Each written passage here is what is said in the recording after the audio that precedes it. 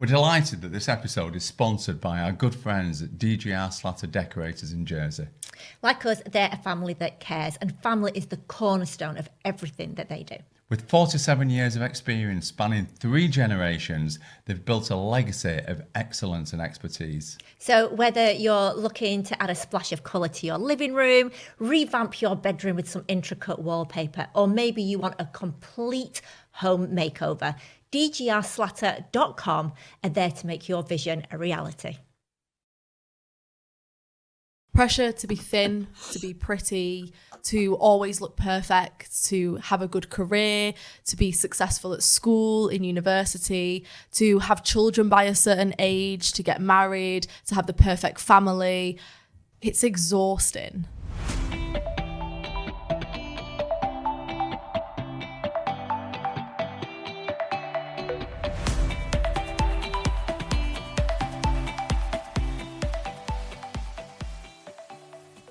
I felt all those things. Like, these are all pressures that just I've felt. And I know that there's pressures that, you know, people feel all the time from all different areas of society, life, friends, people around them. I mean, even, you know, as I said about having the perfect family, to have the perfect family dynamic. There's so many pressures that we feel all the time to be a certain way. Yeah, I think that's just life, isn't it? I think we all feel pressure from somewhere at some point, and you know that can be huge things, or it can be the smallest of things, like, you know, the pressure to, you know, have a clean house, pressure to, you know, when you cook a meal that it's got to be perfect, pressure that, you know, when you go out in the world that you should always have a smile on your face. And the truth is that, you know, this is predominantly self-imposed pressure, of course, but ultimately, you know, who's actually putting this pressure on?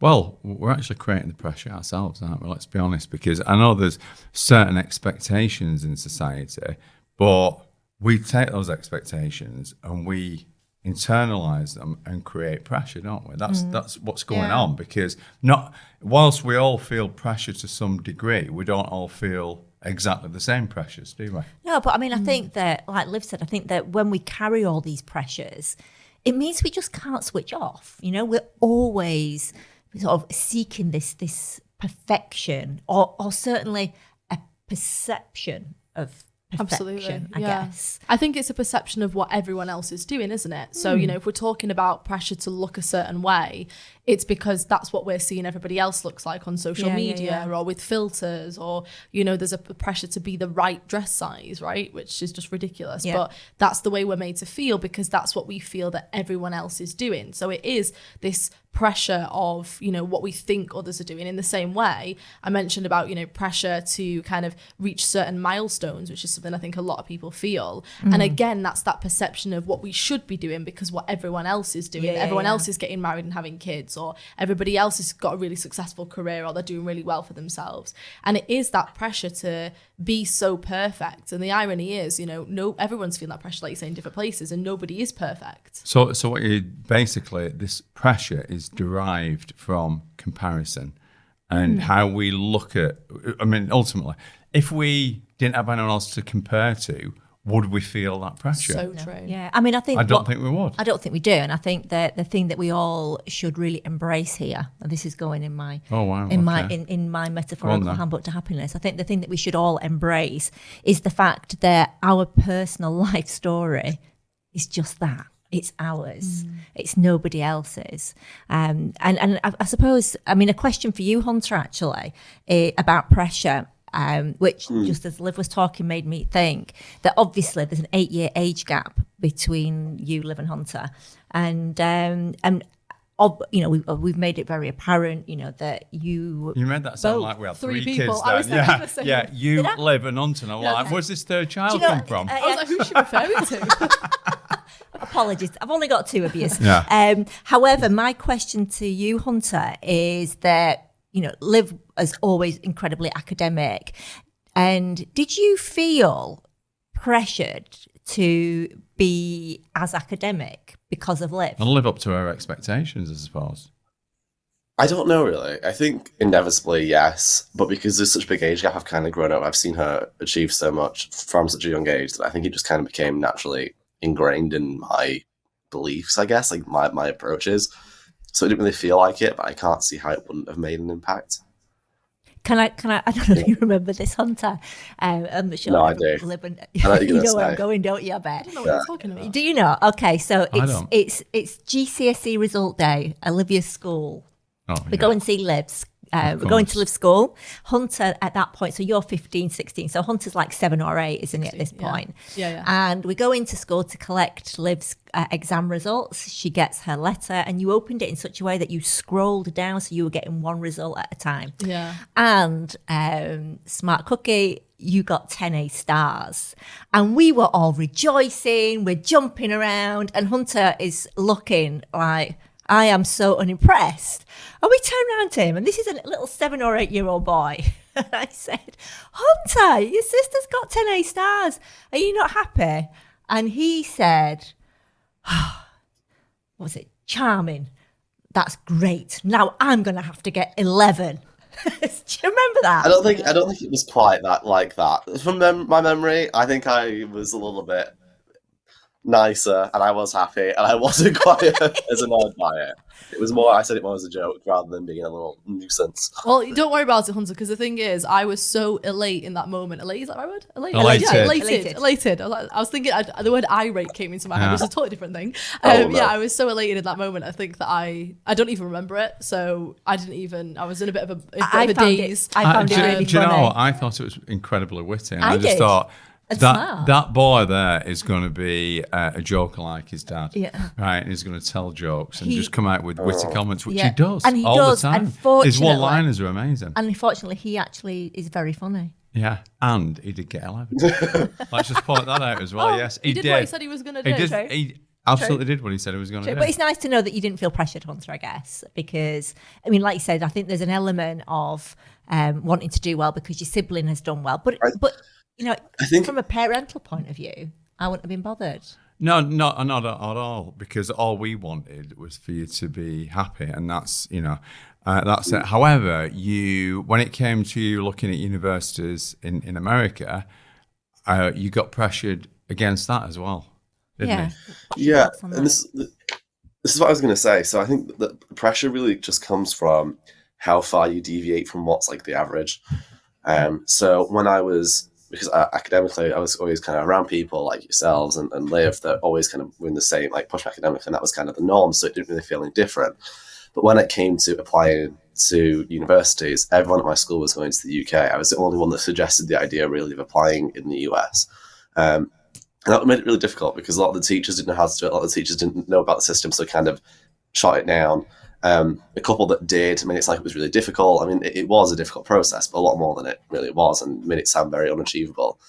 And I think that, as I was saying, like the more that you deviate from the average, the more pressure there is. But equally, that kind of means you're more unique as well in that stance. Such a good point. Yeah. And You see, that being that is unique such a smart comment, Hunter. Isn't It that is, though. smart? It's so true because even when people feel pressure to reach milestones, like I said before, that's because they feel they're not doing what everyone else is doing. Because other people are doing, other people have got children, other people have got married, other people, and Hunter's right. He's Because absolutely people are spot doing on different because things. saying if you deviate from the norm as such, then all people can do is look at how they would deal with that. And because a lot of people strive for the norm, it's like, well, why do you want to do that? Yeah. I don't understand why you want to do that. You're just making it more difficult for yourself. Surely it's easier just to do this. Do you not think then that... If you look how... Go on, Hunter, what are you going to say? Sorry, Lou.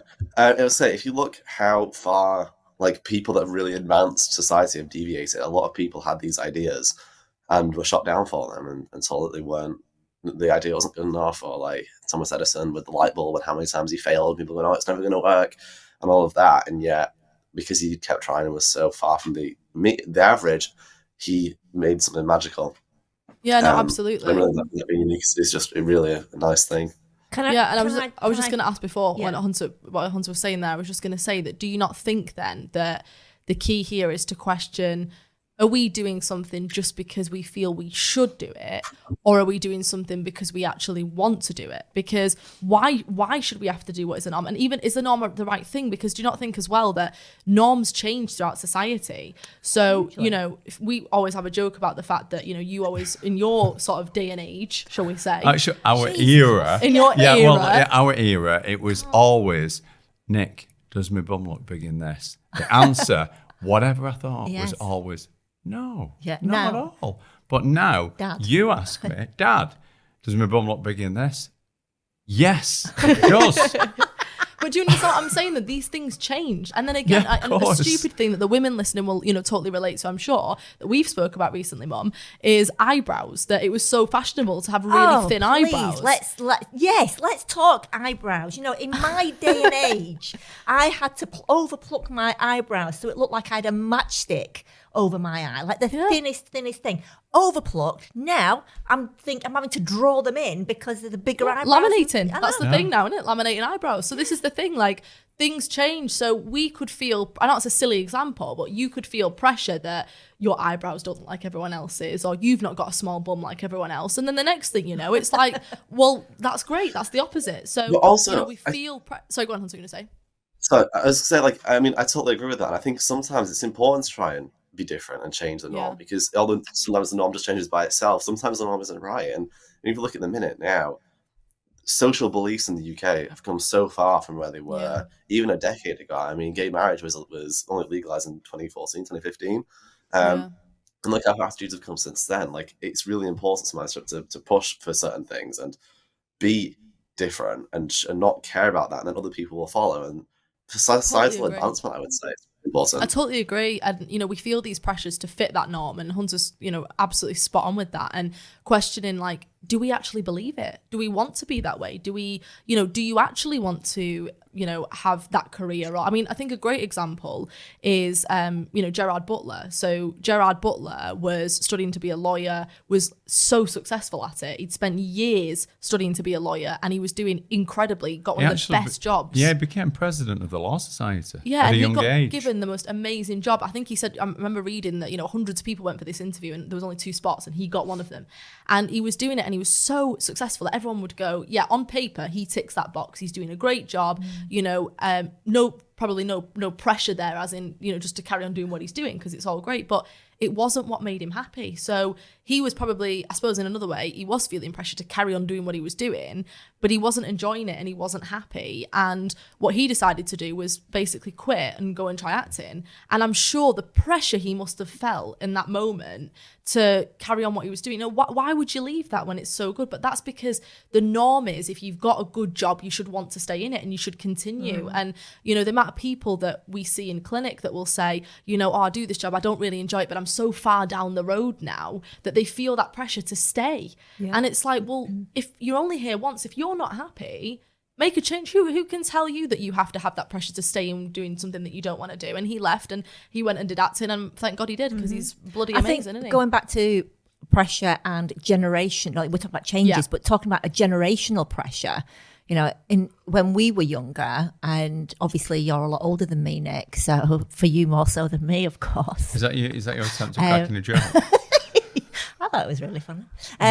But literally our parents, our dads were taught that, you know, they had the pressure of, you know, you've got to be the breadwinner, you've got to sort of go out, work, hold this family together. You've got the pressure of, you've got to be sort of look really strong, not show any emotion. And I think, and that generational pressure in our age group and above more so, that still exists, because although some people do adapt, you know, we've adapted with, and I think that having kids helps you adapt, because, you know, I know that Liv and Hunter have taught us so much in the changes that have happened in the world, but there are still a lot of people that aren't changing, and they are still holding that pressure. You're absolutely right, and I'm going to say I still feel that, and it's really, we think about it, we work together, so why should I have all the pressure, any financial pressures, when we're doing things together? But it's how we're conditioned, and I think it's a big failing for a lot of men now, not looking at situations and going, actually, does that still apply? Because thankfully, a lot of women now don't have to fit in that box. Well, you stay at home and have kids and so on. A lot of women there's more opportunities for them, and a lot of women are very career driven. Which is great. So therefore, then shouldn't that be, if it is a burden, a shared burden between partners? Obviously not necessarily a man and a woman, but just sharing those burdens, so we don't all feel that absolute pressure. So I'm just wondering here so we're talking about pressure. So is this pressure just because we're trying to adhere to social norms? Is that and that's how it's creating? Because one thing that I don't think we mentioned is fashion and how clothes go in and out of fashion. And one thing, I'm going to say something profound here now, because it's facts, isn't it? Because you try and you want to wear fashionable clothes, but the clothes that you like, and some people might not like them, but the clothes that you like and you've had in your wardrobe a long time, they are always in fashion for you.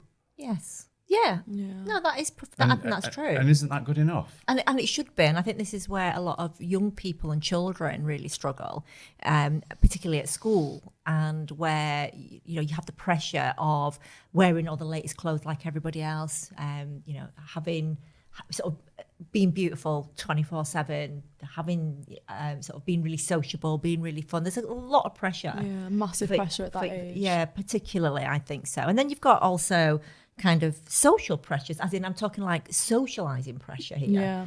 Yeah. Again, especially at school and university. Like I remember probably one of the hardest times for me, I think, in my life, and I think for probably a lot of people listening, that school and university, that time in your life is one of the hardest times, just because you seem to go from childhood, where really there's not a massive amount of pressure on the whole because you kind of looked after by your parents, to suddenly you get to teenage years and the pressure's like tenfold. It's like all of a sudden you've got pressure to do well at school and university, to get ready to go to university, and then when you get to university, and then pressures to find your friendship groups, and pressures to have fashion trends, and pressures to obviously peer pressures of like drinking, smoking, like vaping, all these things that are coming about, social media, because now suddenly we're exposed to social media. There's so many pressures that all hit in that time of life. And can we ask Hunter then? Hunter, are you feeling that pressure right now? Massively. I mean, in every aspect. I mean, especially at the beginning, like Liv said, about finding friends. 100% at the beginning, it forced me to find people and to hang around with people that, if anything, kind of distracts me from the people I would have really been friends with and that I got along with really well. But because I felt the pressure to do that and to rush that process, that it didn't really have great results, I guess. I think that's also important. It's just figuring out what is actually important to you. And I think sometimes those societal pressures can be important, or not necessarily important, but they're around because a lot of people believe them sometimes. So, for example, obviously it's important to find friends, but questioning how important that is to you and where on the time scale it is. And so here, there is a lot of pressure, both to care for myself, to do well, and also I want to do well, but it is a lot, and it's overwhelming already, having come to a different country and trying to figure all that out, to have all this on top as well. That's massive pressure. And I think that social pressures, like, and socializing and trying to be sociable when you've got all the other stuff going on is a lot. And trying to find commonalities to start off a conversation. And funnily enough, we actually have a question that has been sent in from Craig and Nat, and let's hear what they've got to say. As you know, you've been on Hunted, you know that sometimes it's difficult to go up to people and ask them for help. So we want to know, what's your best advice on meeting new people, asking them questions and making friendships? Because we hate it, don't we? Yeah. Absolutely hate it. Fills us with dread. That's a really great question, actually. When we were on Celebrity Hunted, which was like so challenging, probably one of the most difficult things we've ever done, we literally had nothing, and we would have to go up to strangers and ask if we could use their telephone. I was knocking on people's doors as well, and I can't deny that it wasn't comfortable. But when you're on a mission and something's very important to you, then it does make things easier to. Definitely makes it easier. Putting that into perspective, and obviously it was a very difficult situation, but we were desperate because we didn't want to get caught by the hunters. And actually, our opening gambit was, we're fugitives on the run. could you help us, please? Yes. Right. So, I mean, not the best of opening gambits with anyone. However, in you know, when you're not unhunted in normal life, one of the best ways to go and talk to a stranger is actually to give them a compliment. And you know, we walk down the street and we see people and we see them wearing, you know, they might have a nice jacket, the hair might be nice, you know, they might have beautiful eyes or nails, you know, whatever it is. And we have these thoughts on a regular basis and we then walk past them. And we never share those things. And we should do. And it's a great way of talking to someone that you've never met. Just to say to them, excuse me, can I just tell you something? Your eyes are incredible. So, yeah, 100%. Compliments is definitely one, as is being aware of something that might be a commonality. So let's say, for example, they're wearing a Manchester United Football Club scarf. Or, is that the one you're bringing out? Yeah. All right, yeah. Yeah. Manchester United. Oh, I love Manchester United. Yes. Yeah. Oh, great. Yeah. Well, please do slot in your favourite football Saturday club. when they lost. Yeah. Well, but joking. if you can see something about them that you can create a commonality with, and that might not be what they're wearing, that might be even the location you're in. So if you're at a wedding, for example, you know, you can start a conversation with, you know, oh, are you a friend of the bride or the groom? Or, you know, and it's commonality is the best way. So compliments first, second way to start conversation, definitely commonality. And third. Oh, can I just say, ton of commonalities. If you're outdoors, the classic British, look at the weather. Have you seen the weather today? Isn't it a lovely day? That It's one, chucking it But down. we're starting a conversation there, moaning. Not a good way. We don't It's want the classic that. British line, well, isn't it? it might be, but we don't want to do that, right? But that's we want to keep it upbeat. So we've got compliments. What was your third one? Compliments, commonalities. Tell me it starts with a C because it just Please, fits. The yeah. three C's. The three Compliments, Cs. commonalities. What's your third one? I don't know. It wasn't going to be that, but curiosity is the only word I can think of. What were you going to say? No, what I was going to say is just remember your end goal. You're not doing anything wrong. Consequence. Yeah, No. is that the right C? That'll work. That'd work. Compliments, commonalities, and consequence. But your consequence is a positive thing. Courteousness. Oh, come on, we're not. Yeah, I think we're scraping the bottom of the barrel here. Have you got anything? I'm going to add my own fourth one, I think, potentially as well. And I think that actually speaking to people is a bit of societal pressure. Like coming into the US, everyone here is so nice and just so willing to speak to each other. And it's a very normal thing here that strangers will interact, whereas in the UK, I never really experienced that. And I think a big part of it is just that societally, culturally, we don't really speak to people that much. I think that, like, just put yourself in their shoes and imagine that someone's coming up to you and talking to you. I think most times, like, at least with me, I would be like, it'd be nice to speak to someone new. It's nice to meet someone. I think we all kind of feel the same, but having human connection is nice, and just speaking to new people is really interesting. Yeah. So just come put yourself in their shoes, and if someone came up and spoke to you, you'd be fine with it and appreciate that a lot of that, like, hesitation and trepidation is really the pressures rather than anything else. Because even here, I still feel that, and I'm like, well, no, actually, people here find that really normal. Like, it's a completely fine thing to do. Yeah, I totally echo what Hunter said there, because I think that is it. It depends on your culture, doesn't it? So in the UK, we don't tend to really talk to each other. I mean, I think Northerners maybe a bit more, but we don't tend to just start conversations. I think definitely. I think Hunter's absolutely spot on there. And I remember going back to when I was little, that my dad, when he would take me up to Royton Town Centre, which, I mean, literally from our house, it was a 10-minute walk. It would take an hour because he literally stopped and spoke to everyone. And, you know, so it's not a cultural thing. I think it's sort of been lost with the fact that, I mean, let's see, we've gone from talking to people like that to actually, you go in a restaurant, you can have 4 people sat at a table, right? And they're all on the phones, right? So they're not even talking to each other when they actually maybe live together and they've gone out together, right? So it's just changed just the way, I think social media's been a big change in that. But actually, we all have an inherent need for connection and to be able to talk to people. We're a social species. And I think as well that, you know, like Hunter said, and I was going to say the same thing and he said it perfectly, but there's never a time, well, unless you're in a rush or you're stressed out or whatever, but 9 times out of 10, if someone says something to you and has a nice chat with you, it always kind of, you know, makes you feel a bit lifted. Of course it does. So knowing how we feel in that situation when we have a nice conversation with someone, I suppose consider Consideration. Considering how we feel. Yeah. If we were in that situation, how would we feel? Courteously consider, because the truth is that, you know, what we're actually saying is, I don't think that you're going to be interested in what I've got to say. I don't think you're going to be interested in speaking to me. But the truth is that this person probably would really enjoy that. I know that when we said about up north, you tend to find that people speak, to strangers much more readily. And then when we go to London, sometimes it's not quite that dynamic. However, we continue to practice our northernness in the south.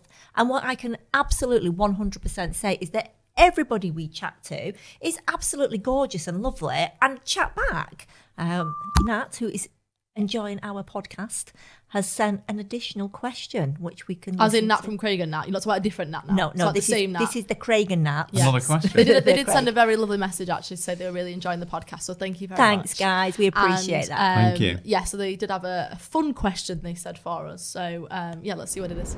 For all of you, what's your favourite ice lolly? I was not expecting that question. Hunter, go on, tell us. You go first. What's your favourite ice lolly? I can't say I'm well versed enough in the world of ice lollies. I've never really been someone to partake in one, so I honestly don't really know, unfortunately. I've never seen you eat an ice lolly, Hunter. I'll put it out there. I feel like I've deprived you somehow, Hunter, that I didn't introduce you to the world of ice lollies. We've not really eaten them ourselves. That's true. So, Hunter, you not got one?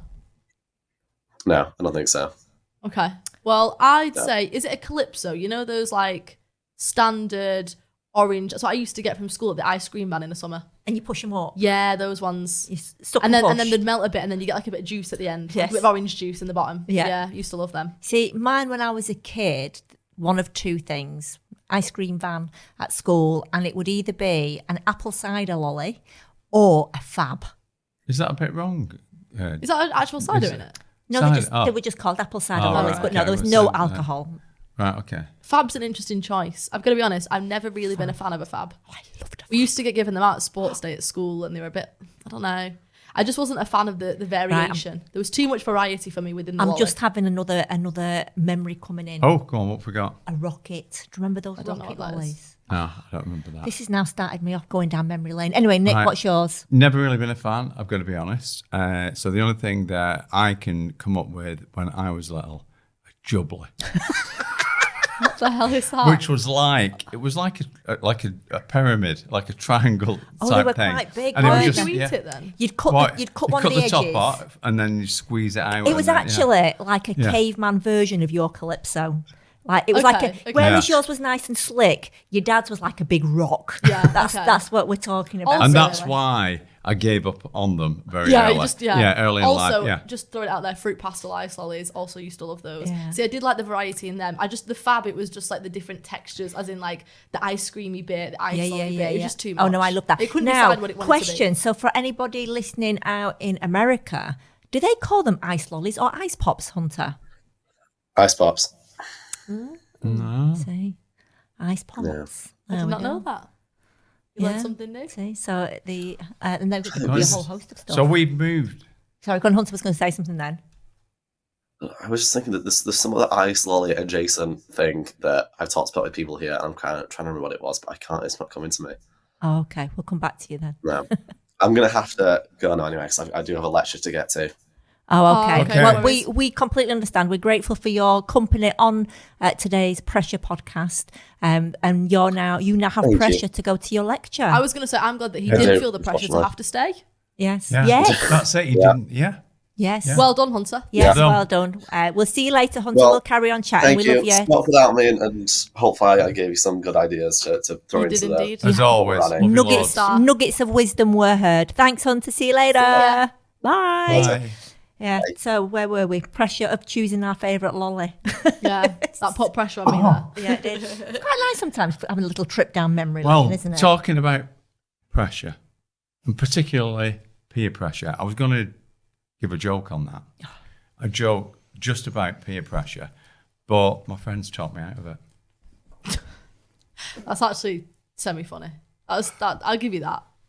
Thank you. That's funnier than that. Gave Is me it? like a light chuckle, which is more than usual. Can you not give us a better one than that?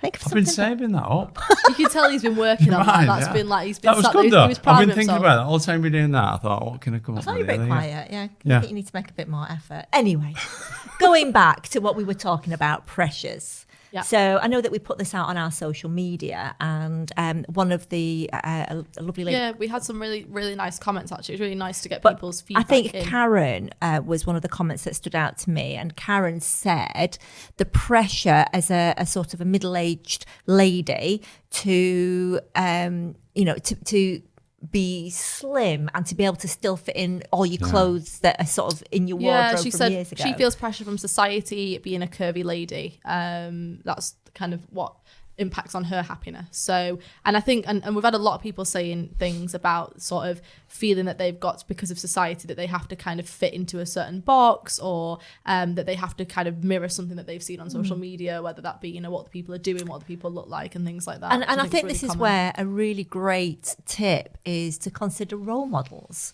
So, having a role model in life of somebody who's a bit curvier, who you maybe find really entertaining or really funny or really smart, somebody who really embraces their curves, because it really doesn't matter, what you look like. What matters is how that your family love you, or that your partner, or that and more so that you actually learn to love yourself, not for how you look, but for who you are. I mean, it doesn't matter what shape or size you are to be able to give somebody a hug. It doesn't matter what shape or size you are to offer an act of kindness or a compliment or laughter. And I do get it. I do get that that pressure exists, but I do think it's self-imposed pressure, because nobody actually comes up to you and says, you're too curvy. That's not what happens. And these are all self-imposed And pressures. that's, I'm going to say that's my tip for our handbook, is quantify the pressure. Where, ask yourself, if you feel that pressure, ask yourself, where does that pressure come from? Yeah, I think that's a really good point, because I think a lot of the time we go along with it, but we don't ever question it. So, we feel the pressure to look a certain way, but we don't ever go, well, hang on, why do I feel this pressure? I mean, I was just having a look then. Marilyn Monroe, one of the most beautiful women of all time, was apparently a size 14. And so my point being here that who are we comparing ourselves to? What are we considering is the right way to be, and why do we feel that way? Well, and why do we not feel that way? That is the most important thing here. Is the question is, why don't you feel good enough?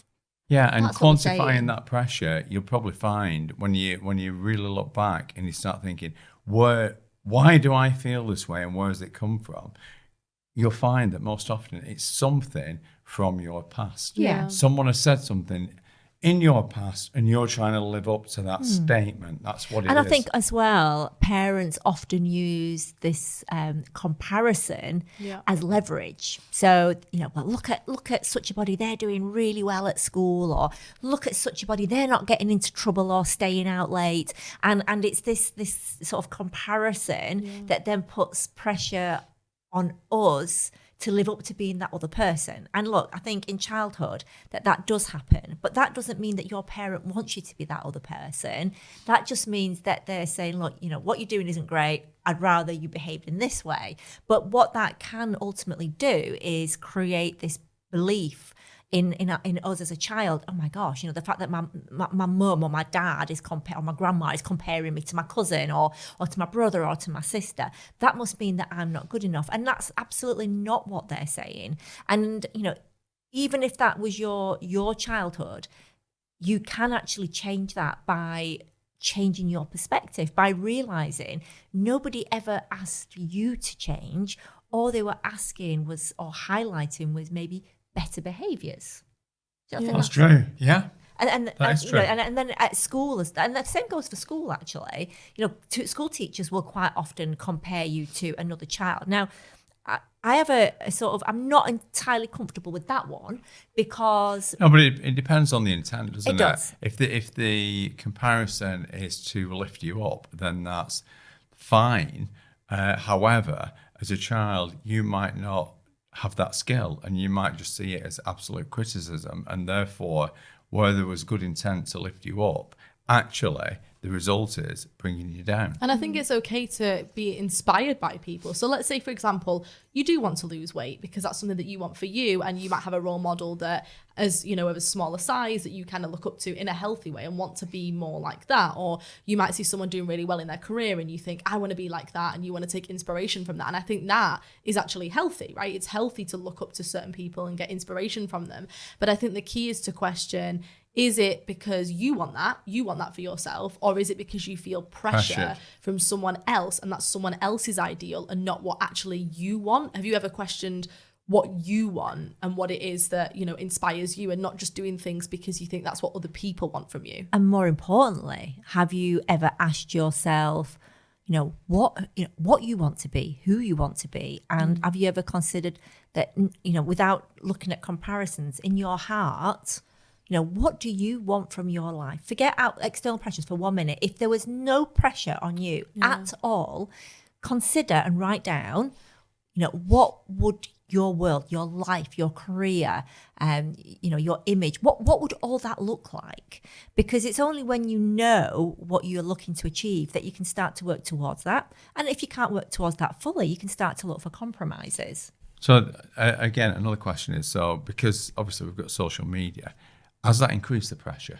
If we look back before we had that. Yeah, massively. Yeah, and undoubtedly. I was saying before about young people, I know, speaking to Hunter and speaking to other young people, that's something that they feel massively because social media now is so big. And that's the reason why they feel even more pressure to look a certain way, because obviously we were surrounded by people that we may thought were prettier than us or may look nicer than us, but it's a small set of people. Whereas with social media, you've got access to, all these people. And, a lot of them don't even look like what they're portraying they look like. So that makes it so much worse. And again, when I was, saying before about milestones, thinking we've got to reach certain milestones by a certain age, or so-and-so's bought their first house already and so-and-so's got a successful career already. And the truth is that, we're all on our own journey and no one can tell you what your story should look like. And just because someone else is doing it, don't feel pressure. If that's not your ideal or what you want, don't feel pressure to have to do those things just because that's what everyone else is doing. I know as a woman, I think that there's a lot of pressure now on women sort of my age to, get married, have children by a certain time. And now we're quite lucky that we are getting more opportunities as women and we can now further our careers and work on our careers. And I know a number of women my age, a lot of my friends that are at the point where, some of my friends are having children. Other of my friends are sort of saying, actually, I really want to focus on my career and I'm not ready to have kids yet because I've now got the opportunity to further my career and that's what I really want. And maybe I don't want kids at all. Yeah. And I think all of those things are absolutely perfectly acceptable. Correct. Who can tell you how you should live your life? If you want to, if you've always wanted to have children and you want to do that, that's amazing. But equally, if you want to not have children, you want to focus on your own life and your own career, or maybe delay it for now, whatever you want to do, you should not feel pressure from anyone other than yourself and what you want to do to make things happen. And in this modern world that we now live, we now actually have more choices to be able to do that. Very lucky in that respect. I mean, how many people do we know? And there's a few that I can mention who, for example, some female friends who have frozen eggs because they want to focus on the career, and they've said, hopefully I'll meet somebody by that time and and it'll go well. But just in case, wow.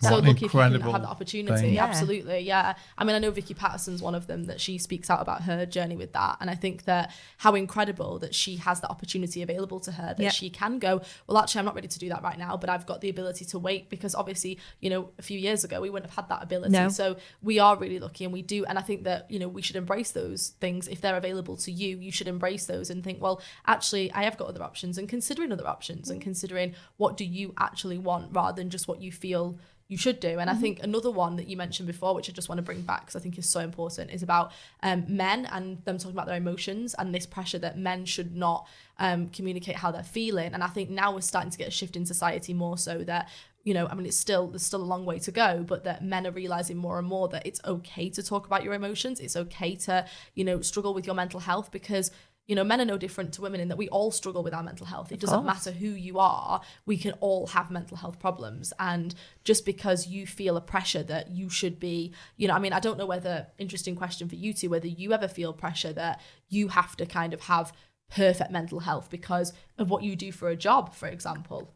Yes, of course. I think that, look, I think that the fortunate thing for us is that if a problem arises, and it does, because we're human, that we have the tools to address that, don't I'd say we? that's the same with me, because I know that people say to me, oh, I bet you never struggle with anything because you've got Of your course you parents. do. And I'm like, no, you're not getting it. It's like saying your parents are doctors, so I bet you never get ill. Correct. Of course I'm going to get ill because I'm a normal human being. But if my parents are doctors, they can help me, recover quickly because they can treat it in the same way with you. That, of course, I'm not immune to struggling with anything in terms of my mental health. Nor me. No, we all get faced with the But I've same got the things tools. in life. Yeah. And, Absolutely. and it's just having the tools. And I think, so what we're saying here and bringing it forward to, we all like certain clothes, and whether they're in fashion or not, those clothes are in fashion to us.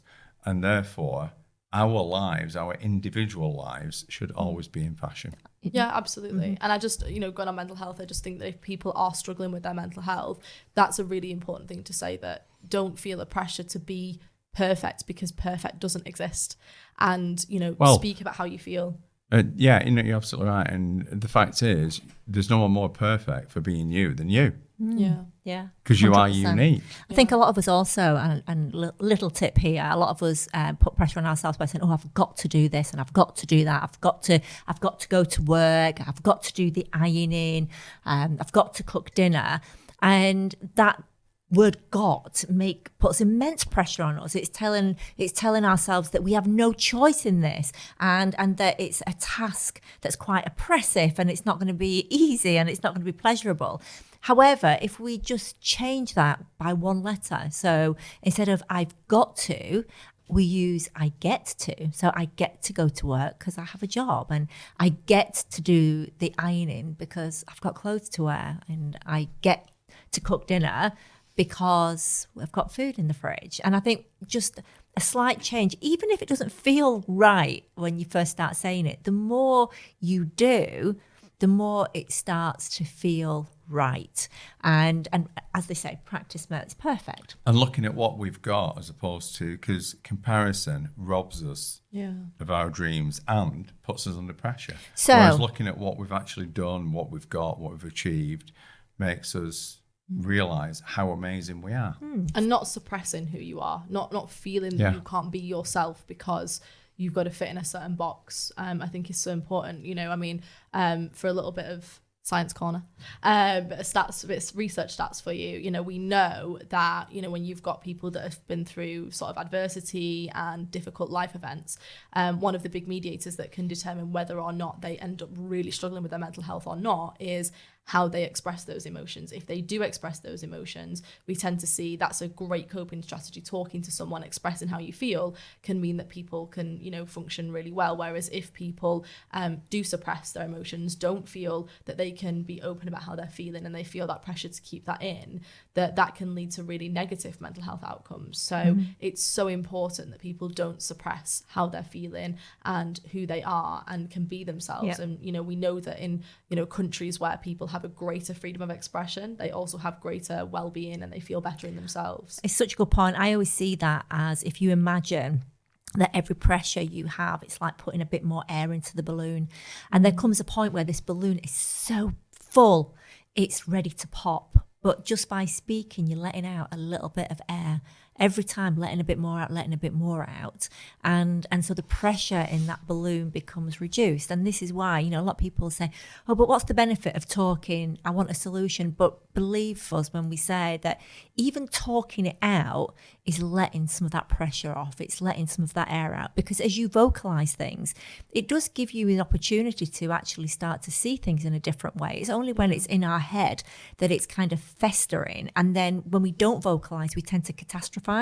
And therefore, this is why speaking is just such a great thing. So bringing it all in now, guys, and our metaphorical handbook to happiness. I think we've actually dotted today's episode with lots of little nuggets of gems of information. And I think the main thing is we're just realizing that the pressure that you feel is actually created by you, and look as to where that pressure comes from, why you've created that. Is that something in the past? If it's someone making you feel under pressure right now, go and speak to that person and say, I'm feeling pressured by this. How can we, change it so I don't feel as bad? I just want to add into that, because I think a lot of people listening might think, might disagree with you on that. because you're saying it's self-imposed, but people might be thinking, well, no, it's not, because it's my boss that's putting that pressure on me, so that's not self-imposed. Or I don't know, it's my family telling me that I have to get married by a certain point in my life, and therefore they're putting the pressure on me. So I'm just going to explain what, 'cause I know what you're trying to say. Yeah, go on. So what I'm saying is, I can imagine a lot of people listening might think, well, no, it's not self-imposed because it's, my school or my university or whatever it might be. And I totally get what you're saying, and I just wanted to kind of just elaborate on that, which is, people are right in that it is external factors that's putting that pressure in place, as in society, as in your, academics, your boss, whatever. However, whether or not you allow yourself to take that on is down to you. So what I mean by that is, you've got the ability to kind of go, well, I accept that there's a lot of this pressure at university, but whatever happens, I will find a solution. I can only do my best. So I'm not going to allow that pressure or feel that pressure, because I accept that I can only do my best and I'm going to give it my best shot. Okay, so let's agree then that we all regulate that pressure. Yes, we can choose how we see that how pressure, we see it, and whether we take it on. and I say that if it is your boss or your partner who's making you feel under pressure, tell them, right? Yeah. Don't just feel it. Tell them and just say, do you realize when you do that? And actually, you might find that when you say to someone, do you realize that makes me feel really bad because I feel really under pressure? They might say, I had no idea. I can do that. I can take it off your delivery. hands. But again, it's communication and it's speaking out. Delivery in that is very important. That it's not confrontational. It's, look, I know that you're a very nice person, or I know that you want the best for me, but when you say this or ask me this, it does make me feel under pressure. So do you have anything else to add before I put my little final bit into our handbook for happiness? Yeah, so I think my final thing is just to say that, and we've said this before, but I just really want to reiterate the fact that we are all on our own journey. And, if you imagine that every one of us, our lives are going to be written in a book, and it's all like a book. If every book was the same, no one would read. Yep. Because it's all the same story, and it's not interesting to anyone. Very true. And just to add to that, and comparison again, what we are often doing is comparing our chapter 3 with someone's chapter 10. Absolutely. And that's why we can feel inadequate. Yeah. But they're 7 chapters ahead of us. And also, we're not all given the same, benefits when we're born. We're not all given the same life, abilities. Some people are born into different circumstances to others. So it's making the most of our story and ultimately doing what you want with that story. There's not one path. All these views that we've had that may have come from society. I mean, even another ideal that I know that I've had a conversation with Hunter about, kind of this ideal that we're brought up with, the fact that if you've come from, say, a perfect family, that your parents got married and had children, that you might feel a pressure that then, if let's say you've had a failed relationship or you've ended up getting divorced, that you feel like a failure because that's not you've not had that perfect path. But who's to say that that's the right path? Everyone's path is different, and ultimately you've got to make the most of your journey, your path, and what you want out of life, and nobody else. Because if you follow someone else's pressure, ultimately you're never going to be happy anyway, because you're living for someone else. So I think that my absolute top tip is questioning, which is what you said before. What do you want? What do you want out of life? What do you want your story to look like? And being motivated rather than pressure, being motivated by others that are doing what we would like to do, and using that to inspire us, and not feeling pressure to be anything other than what we want. Okay, so my addition, so you stole my book. I was going to say that the reason that we can have varying autobiographies and we will pick each up with interest is because everybody's life is very different, and you're very different, but that difference is brilliant because that's what makes us all very unique, and that's a wonderful thing that should be embraced. So I was going to say that, but Liv stole that one, so okay. It was a good point. It was a good point. Thank you. We are the author. Second one, again, Liv kind of picked up on it a little bit, and that is just consider, grab some paper and a pen, and consider, if there was no pressure in my life, what would I want from my life? And with that, also creating some goals for you. And the final thing is that it doesn't matter who you are, what you look like, what you're doing, if you care about yourself. adequately, that you don't need external validation. And therefore, my final little bit of information is self-appreciation. And that might be, even if it's just complimenting one body part, one quality every single morning and every night when you look in the mirror to brush your teeth, tell yourself, I'm a kind person, I've got great eyes, whatever it might be. And remind yourself morning and night, because the truth is that you are perfect and good enough as you are. Thank you so much for listening to our podcast or watching our YouTube today. We hope that we've provoked your thoughts there into feeling less pressure in your life. Thank you. Thanks so much for joining us. Wherever you're listening to this podcast today, do be sure to like, follow, subscribe, and we'd be incredibly grateful of a 5-star review.